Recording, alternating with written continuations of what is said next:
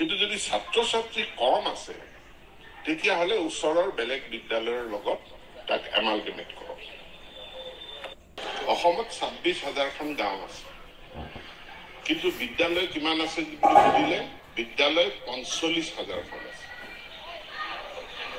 কিন্তু ক'ত আছে এই বিদ্যালয়বিলাক? কোন শ্ৰেণীৰ বিদ্যালয়? এই 45,000খন বিদ্যালয়ৰ ভিতৰত হায়াৰ ছেকেণ্ডেৰী কিমানখন? মাত্ৰ 1,100খন হায়াৰ ছেকেণ্ডেৰী বিদ্যালয়। হাইস্কুল কিমান আছে? 45,000ৰ ভিতৰত 4,300খন।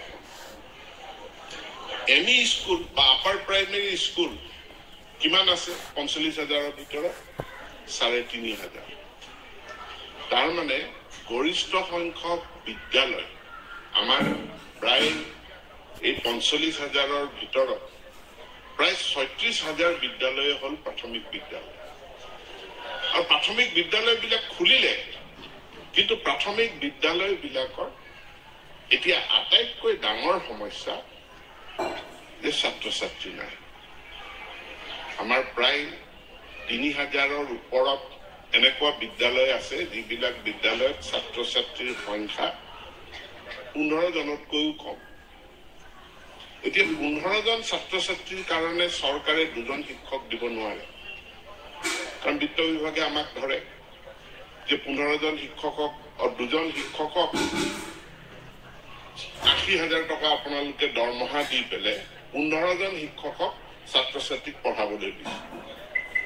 তাতকে আমি ল'ৰা ছোৱালীকেইটাৰ মাক বাপেকক 1,000 দি দিওঁ।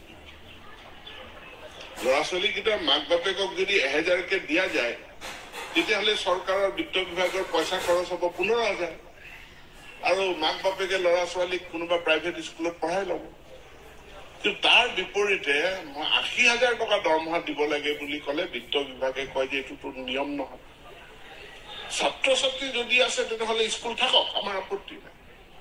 কিন্তু যদি ছাত্ৰ ছাত্ৰী কম আছে তেতিয়াহ'লে ওচৰৰ বেলেগ বিদ্যালয়ৰ লগত তাক এমালগেমেট কৰক।